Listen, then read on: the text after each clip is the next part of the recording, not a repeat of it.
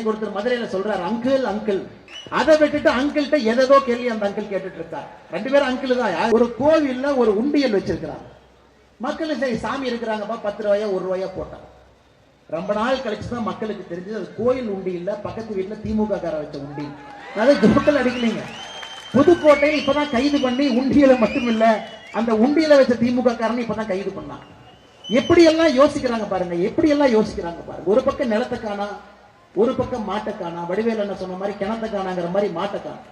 புதுக்கோட்டையில அடுத்த லெவலுக்கு போயிட்டாங்க. நாமளே ஒரு கோயிலை உருவாக்குனா மக்களுக்கு குழப்பம். மக்களுக்கு இது அறநிலைத்துறை கோவிலா, தனியார் கோவிலா, இல்ல இது ஆகம சாஸ்திரத்தின்படி இருக்கிற கோவிலா, இல்ல உள்ளூர் மக்கள் கோவிலா?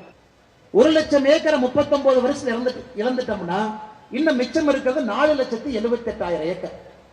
நம்முடைய பேர குழந்தை கேட்கும். இன்னைக்கு ஒருத்தர் மதுரையில சொல்றாரு அங்கிள் அங்கிள். அங்கிள்கிட்ட அவர் கேட்க வேண்டிய கேள்வி இதான கேட்கணும்.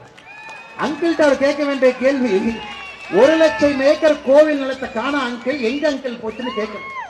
அதை விட்டுட்டு அங்கிள்கிட்ட எதோ கேள்வி அந்த அங்கிள் கேட்டுட்டு இருக்கார். ரெண்டு பேரும் அங்கிள் தான். யாருல இளைஞர் ரெண்டு அங்கிள் மாத்தி மாத்தி அவர்களுக்குள்ள இந்த அங்கிள் இவர் கேட்கிறாரு, இந்த அங்கிள் அவர் கேட்கிறார். இதை கேட்க வேண்டிய கடமை நமக்கு இருக்கு. ரெண்டு அங்கிள் ஒதுங்கி போங்க. இந்த 1,00,000 ஏக்கருக்கு முதல்ல எங்களுக்கு அக்கௌண்ட் கொடுங்க.